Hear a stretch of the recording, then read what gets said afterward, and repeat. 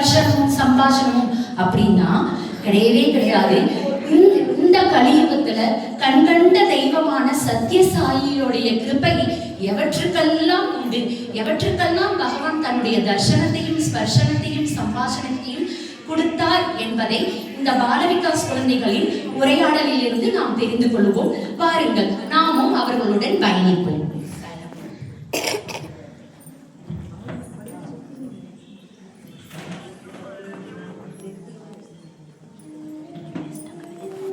புருஷசபரப்பாத பக்த்யாலப்யஸ்த்வனன்யயா யஸ்யாந்தஸ்தானி பூதானி ஏன சர்வமிதம் ததம். இந்த ஸ்லோகத்துல அனன்ய பக்தின்னு ஒரு வார்த்தை வருது. அப்படின்னா என்னன்னு நான் சொல்றேன். அனன்ய பக்தினா வேற எதையும் சிந்திக்காம இறைவனை பத்தி மட்டுமே சிந்திக்கிறது. இதற்கு உதாரணமா யாரையாவது சொல்றியா? மீரா, ராதா இவங்களே சிறந்த உதாரணமாக சொல்லலாம். சரி, அது அந்த காலத்துல. ஆனா இந்த கலியுகத்துல அனன்ய பக்திக்கு உதாரணமா இருந்தவங்க பேர் எதுன்னு சொல்ல முடியுமா? தெரியலையே, ஏதாவது க்ளூ கொடுக்குறியா? சுவாமினாலே ஞாபகம் வருவாங்க. பெரிய உருவம். அவங்க மந்திருக்கு வந்தா எல்லாரோட கண்ணும் அவங்க மேலதான் இருக்கும். அப்புறம் கடைசியா ஒரு க்ளூ கொடுக்குறேன். சில கோயில்ல எல்லாம் அவங்க இருப்பாங்க, எல்லாருக்கும் பிடிக்கும். அவங்கதான் சாய் கீதா. சுவாமினாலே சாய் கீதா.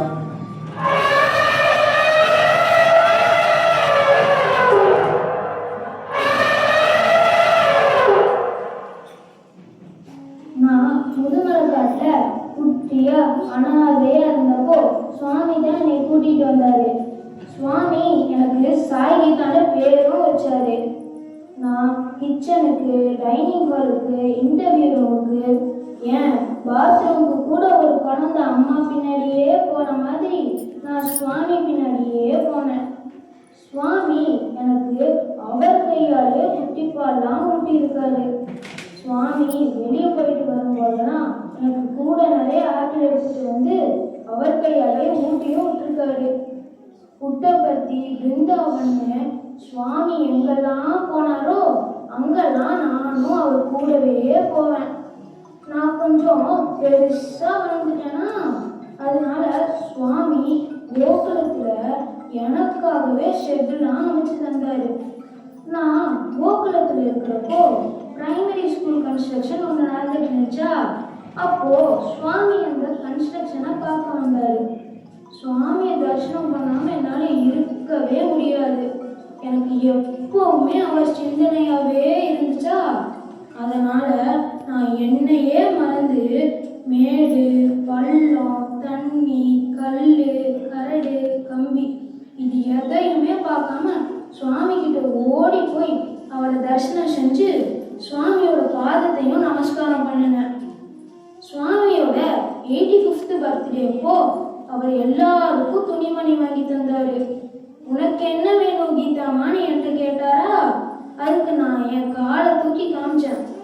அதுக்கு சுவாமி எனக்காகவே தங்கத்துல கொலுசு செஞ்சு தந்தாரு. அது மட்டுமா, என் நெத்தி அலங்கரிச்சுக்க வெல்வெட்ல பறிச்ச நகை, காருக்கு தோடு, ரெட் கலர்ல பெரிய ட்ரெஸ் எல்லாம் தந்தாரு. யாருக்குமே கிடைக்காத ஒரு பாக்கியம் எனக்கு கிடைச்சிருக்கு. அது என்னன்னா, புட்டுபர்த்தியில நடக்கிற எல்லா விழாலையும் நிறைய தடவை நான் தான் சுவாமிக்கு மாலை போட்டிருக்கேன். சுவாமி தான் என்னோட உலகம். அவர் எல்லாம் என்னால இருக்கவே முடியாது. ஜெய் சாய்ராம்.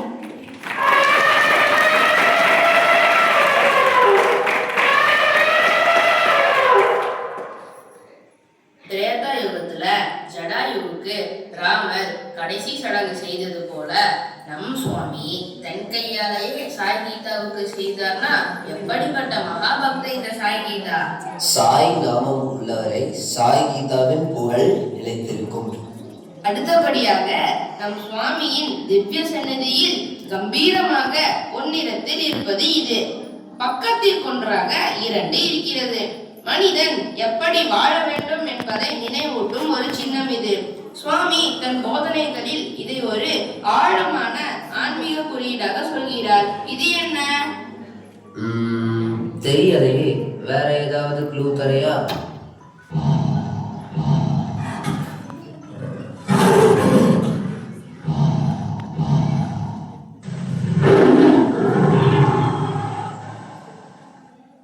ஓம் ஸ்ரீ சாய்ராம். சாய் பகவான் வாழ்க. என்னை சுவாமி தன் சன்னதியில் வைத்திருக்க காரணம் என்னை போல வாழுங்கள் என்று உலகுக்கு உணர்த்துவதற்காகத்தான். இதன் அர்த்தம் பயமின்றி நியாயமாக தன்னம்பிக்கையுடன் கட்டுப்பாட்டுடன் வாழ வேண்டும். நான் காட்டில் பயமில்லாமல் நடப்பேன். அதுபோல நீங்களும் உண்மை மற்றும் தர்மத்தில் தைரியமாக நிற்க வேண்டும் என்கிறார் நம் சுவாமி. நான் எப்போதும் நம்பிக்கையுடன் இருப்பேன். அதுபோல நீங்களும் உங்களை நம்பியே வாழ வேண்டும். நான் காட்டின் அரசன், நல்ல தலைவன் என்பவன் அன்பு மற்றும் நீதியுடன் மற்றவர்களை வழி நடத்த வேண்டும். எனக்கு பசி வந்தால் மட்டும்தான் வேட்டையாடுவேன். அதுபோல நீங்கள் உங்களது ஆசைகள், கோபம் இவற்றை கட்டுப்படுத்த வேண்டும். நான் குடும்பத்துடன் ஒற்றுமையாக இருப்பேன். அதுபோல நீங்களும் குடும்பத்துடனும் சமூகத்துடனும் ஒற்றுமையாக இருக்க வேண்டும். மாணவர்களும் பக்தர்களும் என்னை போல தன்னம்பிக்கை, தைரியம், கம்பீரம் மற்றும் நீதியுடன் இருக்க வேண்டும் என்று பகவான் என்னை உதாரணமாக காட்டி சொல்கிறார். வெறும் வார்த்தைகளால் மட்டும் இல்லாமல் செயல்களால் வழிநடத்தி உலகை பாதுகாக்கும் பொறுப்பை ஏற்றுக்கொள்ளுங்கள் என்கிறார். என்ன செய்வீர்களா? சுவாமியுடைய வெள்ளி சிம்மாசனத்தில் 2 கைப்பிடியிலும் கூட என்னை வைத்திருக்கிறார். இன்றிலிருந்து சிங்கம் என்ற சொல்ல கேட்டாலும் என் உருவத்தை எங்கு பார்த்தாலும் நம் சுவாமி என்னை உதாரணமாக காட்டி சொன்னதை எல்லாம் கடைபிடியுங்கள். சுவாமி சொல்லியபடி நடந்து சிறந்த நேர்மையான தலைவனாக ஆக உறுதி கொள்ளுங்கள். ஜெய் சாய்ராம், ஜெய் சாய்ராம், ஜெய் சாய்ராம்.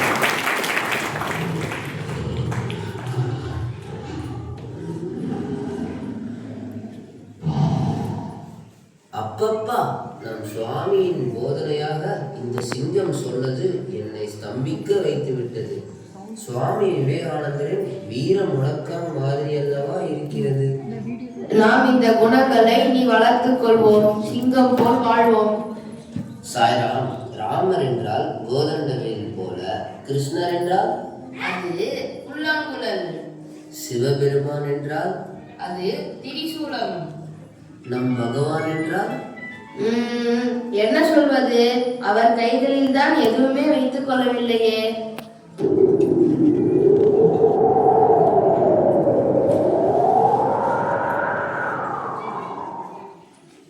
சாய்ராம் சாய்ராம் சாய்ராம் சாய்ராம், என்ன பாகியம் நான் செய்த பாகியம், சாய் சேவையில் நான் இருப்பது என்ன பாகியம் நான் செய்த பாகியம். சாய் அமரும் சிம்மாசனத்தில் என்னை நீங்கள் காணலாம். அந்த ஸ்பர்சன சம்பாஷணம் எப்போதும் நான் பெற்றதுதான் என்ன பாகியம் நான் செய்த பாகியம். சாய் கையில் எடுக்கிறார், உதட்டில் ஒற்றி கொள்கிறார், உதயிலை சாய் கொடுக்கிறார், பரிசை என்னை அளிக்கிறார் என்ன பாகியம் நான் செய்த பாகியம். தூய்மை மென்மை அர்ப்பணம் கொண்டிருக்க வேண்டும் உண்மனம், இந்த உன்னை சாயி ஈர்த்துக் கொள்வார் தன்னிடம். என்னை வைத்து சாய் கூறும் உதாரணம் இதுதான். எண்ணம் என்பது ஒரு சக்தி பொறி, சக்தியின் விரைவால் உதிக்கும். எண்ணங்கள் ஒன்று கூடி ஆசையை உருவாக்கிறது. ஆசைகளின் கூட்டமைப்பையும் மனது. இதை விளக்கும் போது சுவாமி என்னை எடுத்து காண்பித்தார். இந்த கைக்குட்டை பஞ்சிலான நூட்களை கொண்டு நெய்தனால் உருவாக்கப்பட்டது. எண்ணங்களே பஞ்சு எனலாம். இதிலிருந்து உருவாக்கப்பட்ட நூலிலைகளே ஆசைகள் எனலாம். நூல்களால் நெசவு செய்யப்பட்டதே இந்த கைக்குட்டை துணி என்று சுவாமி என்னை தூக்கி காட்டி விளக்கும் போது எனக்கு ரொம்பவும் பெருமையாக இருந்தது. சுவாமி மேலும் சொன்னார், ஒரு கைக்குட்டை வெளுப்பாக இருக்க வேண்டுமானால் நீங்கள் நூலையோ மற்றும் நெசவு செய்த பின் துணியோ வெள்ளையாக மாற்ற முடியாது. பஞ்சின் வெண்மைதான் அடிப்படையாகும். ஆகவே அடிப்படையான எண்ணங்களை அடக்கினாலே மனது தானே அடங்கிவிடும். அப்பப்பா, நம் சுவாமி வேத சாஸ்திரங்களை கூட எளிதாக உதாரணம் காட்டி விலக்கி விடுவார். அவர் கையில் நான் இருந்தது நான் செய்த பாகியம். என்ன பாகியம்? நான் செய்த பாகியம். சாய்ராம் சாய்ராம் சாய்ராம் சாய்ராம்.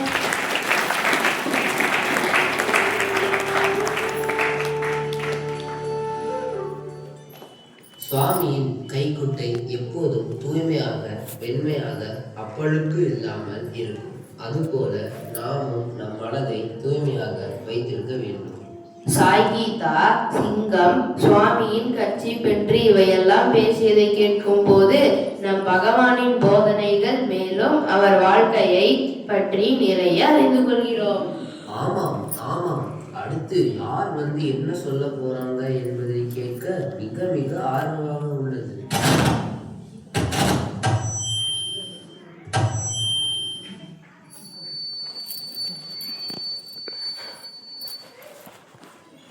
பிரேமஸ்வரூப் பல்லாரா, திவ்யாத்ம ஸ்வரூப் பல்லாரா என்றுதானே சுவாமி பேசுறப்போ எல்லோரையும் அழைக்கிறார். அந்த குரலில் பிரேமை, கருணை, அக்கறை இவையெல்லாம் சேர்ந்து ஓம்காரநாதமாக என்னுள் நிறைந்துள்ளது. கண்ணன்கை பாஞ்சஜன்யம் சங்கு போல என்னால் ஆன என் சேவையை சுவாமிக்கு சமர்ப்பிப்பதில் மனம் நெகிழ்ந்து நிற்கிறேன். பொதுக்கூட்டங்களிலும் பிரசாந்தி நிலையத்திலும் இன்னும் பல இடங்களிலும் சுவாமியின் அருளுரைகளை கைவிடாது நான் கவனமாக என்னுள் வாங்கி அதை அப்படியே எல்லளவும் மாற்றம் இல்லாமல் உறக்க கூறுகிறேன்.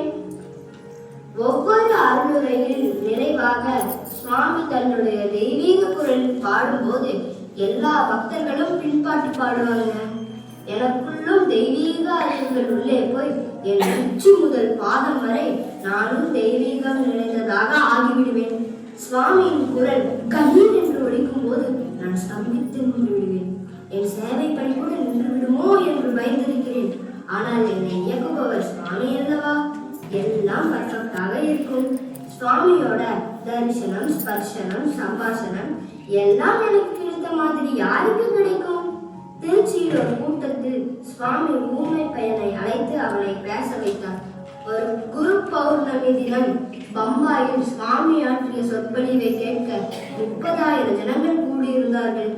சுவாமி சொன்னார், நான் எல்லா இடத்திலும் இருப்பவன், எல்லாமே எனது இருப்பிடம், பிரபஞ்சமே நான் இல்லு என்றார். கஸ்தூரி தாத்தா அதை ஆங்கிலத்தில் மொழிபெயர்த்த போது அவர் உலகமே எனது மாளிகை என்று மொழிபெயர்த்தார். அப்போது சுவாமி என்னுடைய வாயை ஒரு கையால் மூடிக்கொண்டு கஸ்தூரி தாத்தாவை நோக்கி ஆள்காட்டி விரலை ஆட்டியபடி இல்லை இல்லை என்று கூறியபடி அவரிடம் வந்து உலகம் மட்டும் இல்லை, அகிலமே என்னுடைய மாளிகை என்றார். கஸ்தூரி தாத்தா தன் மொழிபெயர்ப்பில் உள்ள தவறை உணர்ந்து சுவாமியின் பாதத்தை நமஸ்கரித்தார். ஆம், சகல உலகிற்கும் நாதனாகிய சுவாமிதான் இதை கூற முடியும். என்னை மேடையில் இருந்து சுவாமி சற்று நகர்த்திவிட்டால் சுவாமியுடைய அருளுரை முடிந்துவிட்டது என்று அர்த்தம். ஆஞ்சநேயர் ஸ்ரீராமனின் முகத்தை எப்போதும் பார்த்து கொண்டிருப்பதற்காக ராமன் கொட்டாவி விடும் போதெல்லாம் சொடுக்கு போடு படியை வேண்டி கேட்டு பெற்றார் என்பார்கள். நானும் சுவாமியிடம் வேண்டுகிறேன், எப்போதும் அவருடைய திருமுகத்தை மட்டுமே நோக்கி அவரின் தெய்வீக வாக்குகளை மட்டுமே கேட்டு அவரின் திருப்பாதங்களில் சரணடைந்து என்றும் நான் இருக்க வேண்டும்.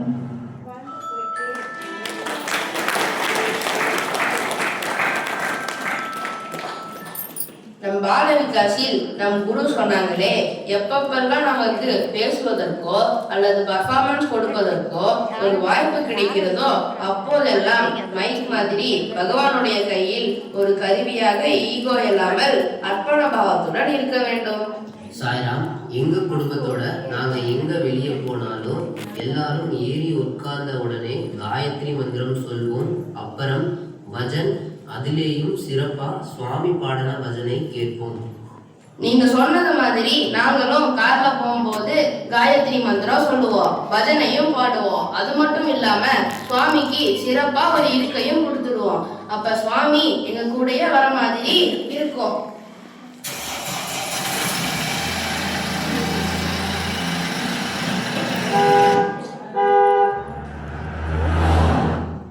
சுவாமி மாட்டு வண்டி, பஸ், ஏரோப்ளேன் என்பதில் எல்லாம் கூட சென்று வந்திருக்காரு. ஆனா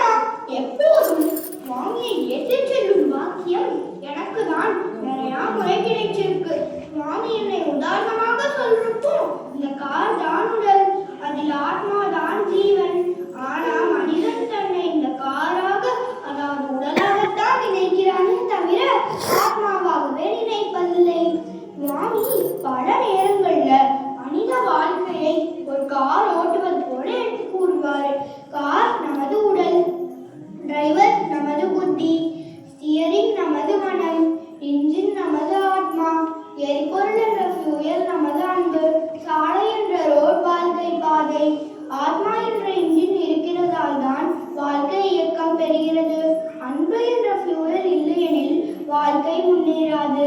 புத்தி என்ற டிரைவர் சத்தியம் தர்மம் வழியில் ஓட்டினால்தான் வாழ்க்கை பாதுகாப்பாக இருக்கும். கார் ஓட்டுவதற்கு டிரைவர் சரியாக வழிநடத்த வேண்டும். அதுபோல மனிதன் வாழ்க்கையில் புத்தி மற்றும் விவேகத்தால் மனதை கட்டுப்படுத்த வேண்டும். மனம் என்ற ஸ்டியரிங் தவறாக திரும்பினால் கார் விபத்து ஆகும். அதே போல் வாழ்க்கையும் தவறாகிவிடும். ஒரு நாள் சில பக்தர்கள் சுவாமியுடன் நான் ஏற்று செல்ல பயணம் செய்தாங்க. என்னை ஓட்டிட்டு வந்த டிரைவர் ரொம்பவும் அனுபவம் வாய்ந்தவர். திடீரென்று ஸ்டியரிங் வேலை செய்யாம போயிடுச்சு. காரில் இருந்த எல்லோரும் ரொம்பவும் பயந்து போயிட்டாங்க. எனக்கு என்ன செய்யறதுன்னே தெரியல. சுவாமி அமைதியா சொன்னாரு, பயப்படாதீங்க, நான் இருக்கிறேன். உடனே சுவாமி இறங்கி வந்து என்னுடைய ஸ்டியரிங்கை இறுக்கமாக பிடிச்சுக்கிட்டாரு. என்னை பாதுகாப்பாக நிறுத்தினாரு. காரில் இருந்த எல்லோரும் எந்த விபத்தும் இல்லாம பாதுகாப்பாக இருந்தாங்க. இது போல வாழ்க்கையில் நாமும் கட்டுப்பாட்டை இழக்கிறோம். அந்த நேரத்தில் தெய்வத்தின் மீது நம்பிக்கை வைத்தால் அவர் நம்மையும் பாதுகாப்பாக வழிநடத்துவாரு.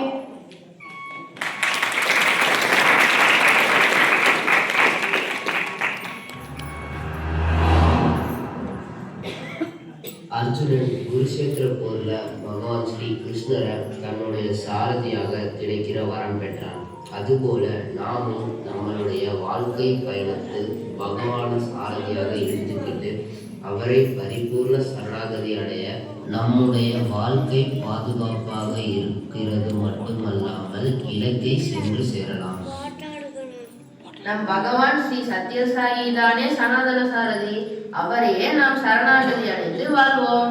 அடுத்தபடியாக, சென்றால் குடையாம், இருந்தால் சிங்காசனமாம், நின்றால் மர அடியாம், நீள்கடலுள் என்றும் புனையாம், மணி விளக்காம், பூம்பட்டம், புல்குமனையாம், திருமார்க்க அரவு என்கிறார் பொய்கையாழ்வார். அர்த்தம் என்ன தெரிகிறதா? ஆம், இது ஆதிசேஷனை குறிக்கிறது.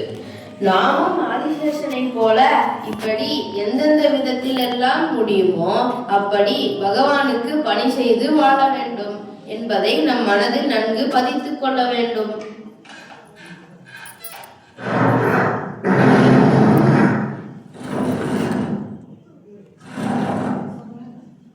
ஆஹா, அற்புதம் அற்புதம்! இவர்கள் பேசிக்கொள்வது ஆதிசேஷன் எப்படி பெருமாளுக்கு சிம்மாசனமாகி அவருக்கு கைங்கரியம் செய்கிறதோ அதே போல எனக்கு இந்த கலியுகத்தில் பகவானுக்கு ஆசனமாகி அவரே என் மேல் மிருதுவாக கவனமாக தங்கும் பாக்கியம் கிடைத்துள்ளது. என்ன புண்ணியம் செய்தேனோ! சுவாமி என் மேல் அமர்ந்து பஜனைகளை ரசிக்கும் போதெல்லாம் எனக்கு நாம சங்கீர்த்தனம் கேட்கும் பெற்றி அருளியுள்ளார். அருளுரைகளை ஆற்றும் போதெல்லாம் ஒவ்வொரு வார்த்தையாக நான் கேட்டுக்கொள்ளும் பாக்கியம் கிடைத்துள்ளது. சுவாமி எங்கெல்லாம் செல்கிறாரோ அங்கெல்லாம் அவரே என் மேல் தாங்க நான் எப்போதும் தயாராக இருப்பேன். சுவாமி பக்தர்கள் வீட்டிற்கு செல்லும் போதெல்லாம் அவர்கள் என்னை மிக அழகாக அலங்காரம் செய்து தயாராக வைத்திருப்பார்கள். சுவாமியை ஒரு நொடி கூட பிரியவே கூடாது என்பதுதான் என் ஆசை. சுவாமி என்னை உதாரணமாக்கி கூறியுள்ளார், உங்கள் இதயம் ஒரு சிங்கிள் சோஃபா போலவே இருக்க வேண்டும். அதில் ஒருவரே அமர முடியும். அது கடவுள் மட்டுமே. அதே இடத்தில் ஆசைகள், கோபம், பொறாமை, பேராசை இவைகள் வைத்தால் இறைவனுக்கு இடமில்லை என்றும் விளக்கியுள்ளார். இதயம் என்பது இரட்டை இருக்கையோ அல்ல, மியூசிக்கல் சேரோ அல்ல, அது ஒற்றை இருக்கை சோஃபா என்பது சுவாமி கூறியுள்ளார். ஒரு நாற்காலி எப்படி இருக்கிறது? அதற்கு 4 கால்கள் இருக்கின்றன. அவைகள் இருந்தால்தான் வாழ்க்கை நிலையானதாக இருக்கும். ஏதேனும் ஒரு கால் விழுந்தால் என்ன ஆகும்? நாற்காலி சாய்ந்து விழும். இதை வைத்து சுவாமி சொன்னார், மனித வாழ்க்கையில் ஒரு நாற்காலி போலதான். அதற்கு ஆதாரம் தரும் 4 முக்கிய மதிப்புகள்: சத்தியம், தர்மம், சாந்தி, பிரேமை. இதன் முக்கிய கருத்து, இந்த 4 குணங்கள் இருந்தால்தான் வாழ்க்கை நிலையானதாக இருக்கும். இதில் ஒன்று குறைந்தாலும் வாழ்க்கை தடுமாறும். சுவாமி சொன்னதன் அர்த்தம், நாற்காலி 4 கால்கள் போல மனிதன் சத்தியம், தர்மம், சாந்தி, பிரேமை ஆகியவற்றை நிலைநிறுத்த வேண்டும். அப்போதுதான் வாழ்க்கை நிலையானதாக இருக்கும்.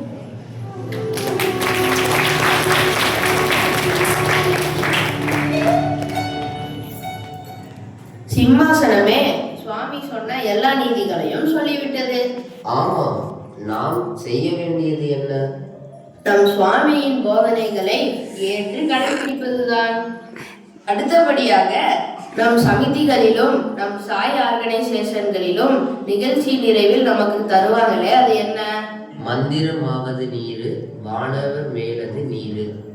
மிகவும் சரி, அதுதான் பரம பவித்திரமான பாபா விபூதி.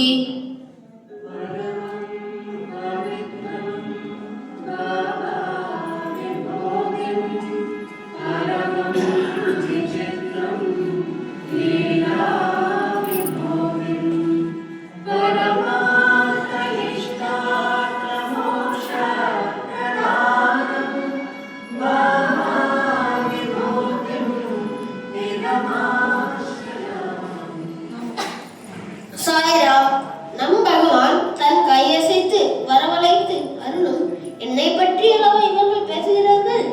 பூதி என்றும் பஸ்மம் என்றும் பதிதம் என்றும் ரச்சை என்றும் உபனிஷதம் என்னை போற்றுகிறது. ஸ்ரீரடி சாய்பாபா என்னை தன் கைகளாலேயே பக்தர்களின் நெற்றியில் ஏற்றி விடுவார். நம் சுவாமி சத்தியமாக இருந்தபோது தன் நெற்றியில் என்னை பட்டியாக இட்டுக் கொள்வார்.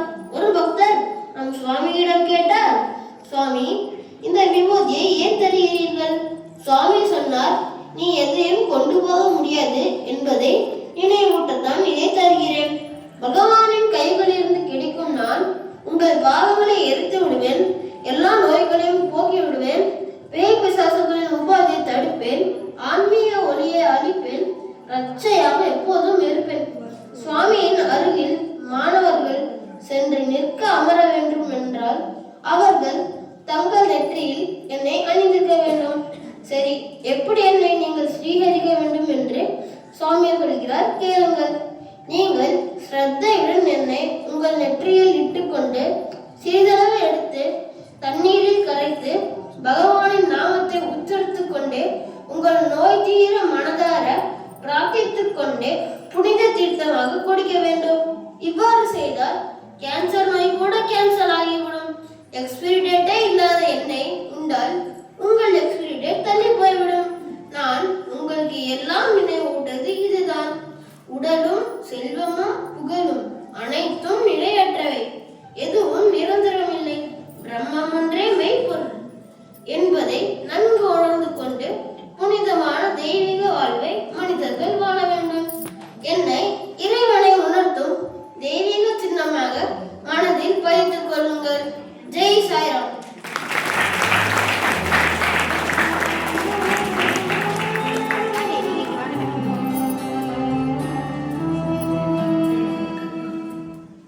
நீரில்லா நெற்றிப்பால் என்று அவ்வை பாட்டி அன்றே சொல்லிவிட்டாங்களே. நாம் நெற்றியில் எப்போதும் விபூதி அணிய தவறக்கூடாது. ஆமாம், தவறவே கூடாது.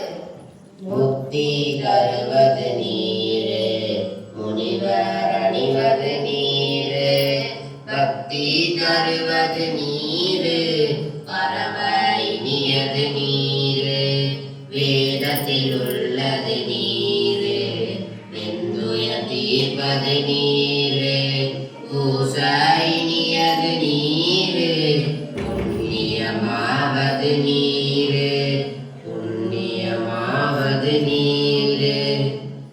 இவங்கெல்லாம் சுவாமியோடு இருந்த தங்கள் அனுபவத்தை சொல்லும் போது எனக்குள்ள ஒரு மிகப்பெரிய ஏக்கம் வருது. என்ன ஏக்கம்? இப்ப சுவாமி நம் முன்னாடி காட்சி தந்து நம்ம எல்லாரையும் ஆசீர்வாதம் பண்ணா இந்த நாள் நம் வாழ்வில் மறக்க முடியாத தெய்வீகமான நாளாக இருக்கும் அல்லவா? ஆமாம், தெய்வீகமான நாளாகத்தான் இருக்கும்.